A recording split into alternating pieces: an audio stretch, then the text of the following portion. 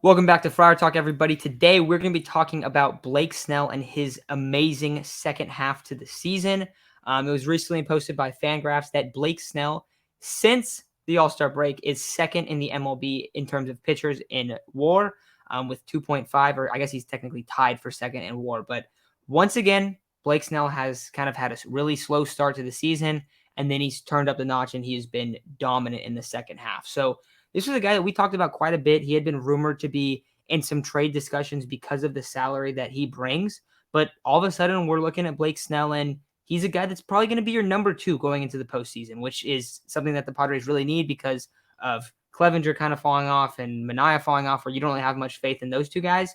But you have so much faith now in Blake Snell and Yu Darvish as those 1 and 2 guys, with Musgrove likely in that third spot. So, Chase, we were really kind of banking on Snell to have a big second half based on his career numbers. And we talked about them before, but in his career, Blake Snell has had a 4.05 ERA in the first half of the season. And in the second half, he has usually had a 2.74 ERA. His whip has gone down 0.2. His strikeout numbers per nine have gone up about 1. And he has walked way less people in that second half. So this year around, I will pull up the splits in just a second here, but he's been a lot better in the second half as well. As I pull up these splits, though, Chase, what has been your overall feeling of this season for Blake Snell? First half, we were worried. Like, I thought he was going to build off that second half that he had in 2021, where he was the best pitcher in baseball. Realistically, I think he was the best pitcher in baseball. That second half stretch, I believe it was from like the end of July through all of August. And then he went down with an injury, and you're like, okay, hopefully he builds off of this. And he obviously didn't. His first half, because you can see a 5 ERA, that's not going to cut it on any major league roster. However, after the All-Star break, he usually always figures it out to a tune of a 2.42 ERA, which, God, that's beautiful. One whip, 12.5 strikeouts per nine, walking less guys. I think the numbers speak for themselves. He cut his walks in half, basically. He's been nothing but dominant. I think he's only had like maybe 2 bad outings that were like, Blake's not had a really bad outing, but the rest of them, he'd come back the next outing. Oh, go 7 innings, 10 strikeouts. Oh, he's back to normal.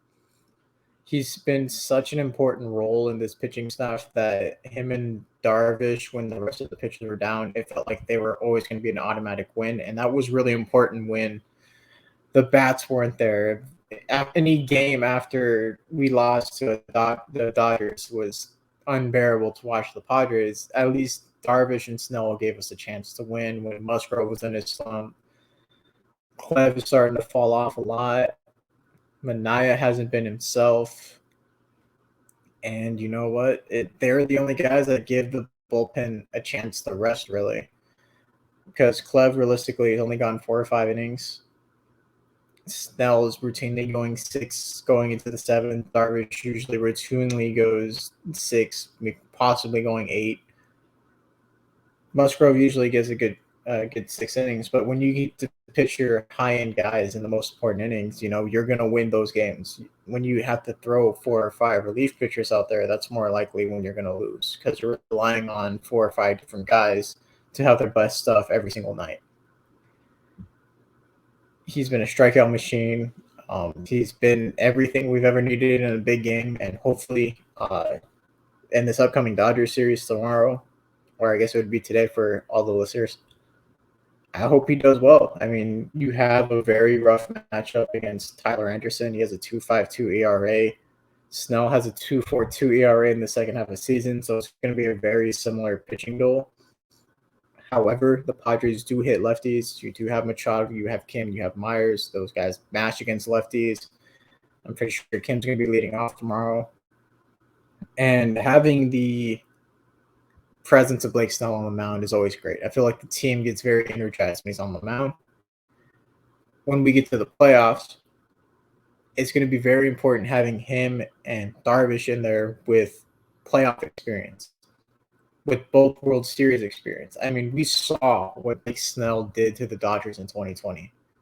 That Game 6 game was one of the best pitching performances I've ever seen from a pitcher to only get pulled when it didn't make any sense. And now he's on a team that won't pull him. So I want to see his dominance continue through the playoffs and hopefully propel this team to a World Series. Hopefully we get to see that, but it all starts with Blake Snell pitching continuously or continuing to pitch great through the next 3 weeks of baseball. Yeah, I totally agree, and I think that ideally the Padres do well enough where this start tonight, or if we're recording this on Monday, but on Tuesday, his Dodger start hopefully is the last regular season start he has, because the Padres get that wild card spot locked up in time for him to kind of get some rest, and then he's the guy that goes Saturday in the wild card series. I think that's what you're really hoping for. But recently had the no hit bid, like his whiff percentage is almost 90%. Fastball spin rate super high. His K rate super high. Like the areas that he is, like how he typically looks in a season is exactly how he's looked this season. It's nothing new. Like he pretty much has the same kind of season every year. He comes out, and now he was a little bit worse early on this year, and I guess a little bit better later on, which I would rather you be better later on in the season, because then you're going to carry that hot streak into the playoffs. And like you already mentioned, his past playoff performance has been really good in the playoffs. So like, I really like where Snell is at right now. I think that you could even argue, and I don't expect the Padres to do this, but I definitely think there's an argument to be made for having Snell as your not opening day starter, but your opening playoff game starter on that Friday night. I'm fully expecting him to go with Yu Darvish, because Yu Darvish has kind of been the ace for the duration of the season. But I would like to see Snell on Saturday, and I think we're all kind of expecting that, and I think we're all feeling really confident when we see Snell on the mound. Early on in the season, both this year and last year, it was very similar.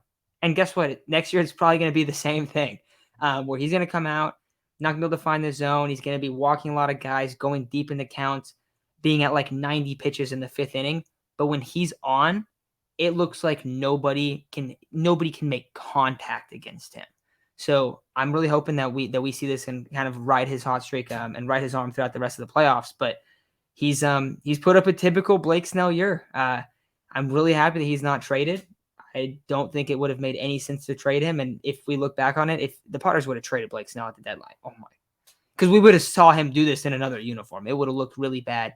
And then you would have seen Clev and you would have seen Manaea kind of fall out. And honestly, the Padres might be in a completely different spot without Blake Snell. So his recent no-hit bid, his just overall performance as of late has been everything. It's been outstanding. And I'm looking forward to watching Blake Snell in some big games, because as we've mentioned many times on this channel, Blake Snell is a big game pitcher. He's a guy that, he's the best in kind of the brightest spots. So I'm pumped for it. And I'm really excited to watch Blake Snell in the playoffs. But Chase, anything else you want to add on the Blake Snell conversation? Nah, I mean, I couldn't imagine this Padres team in the second half without him. The way we were slumping with the bats, the way Manaea and Clevenger have fallen off, I don't think we would be in the playoff race without Blake Snell. I mean, him and Darvish, like I said, were the only guys that it felt like, okay, we were going to win this game. Because even then, Musgrove was going through a little bit of a slump where he had some pretty rough outings a little bit after the All-Star break, especially after the Dodgers series. Clev, Musgrove, and Manaea just didn't look like themselves for a little bit. And Clevenger, too, right now, still is struggling. I mean, imagine you'd have two pitchers, sure, but then do you rock with three righties coming to the playoffs if you didn't have Snell? Do you go, okay, you have Darvish, you have Musgrove, who the Dodgers usually hit pretty well, and then you throw Clev out there who the Dodgers have rocked twice, or do you throw Manaea out there who the Dodgers have rocked even worse? If those were your options, I mean, I don't think we deserve the playoffs. Yeah, and I think that's super fair. I mean, Blake Snell he's been one of the guys the Padres have kind of rode. I mean, we look at okay, who were like the guys that were the best kind of throughout the whole course of the season? Who are the guys that are the reason that the Padres are making the playoffs? Offensively, it's pretty easy. It's pretty clear. Manny Machado, yeah, Manny Machado's been outstanding, and you can add in guys like Jake Cronenworth, Ha-seong Kim, guys that have played pretty well, Jerkson Profar, that have had like solid seasons as like pretty average players. But in terms of guys that have really like turned it on in the second half, it's been Machado, it's been Darvish, and it's been Snell. Like those are the three names that really come to mind. So I'm happy that Blake Snell was able to have his typical second half surge, and I'm hoping it's going to continue in this Dodgers game and then throughout the playoffs as well. But with that said, I think that's going to do it for today's episode. We're going to be talking and grading the overall starting rotation tomorrow, so stay tuned for that. But yeah, that's going to do it for today's game or today's episode, and hopefully the Padres beat the Dodgers tonight. So have a great night and go Padres.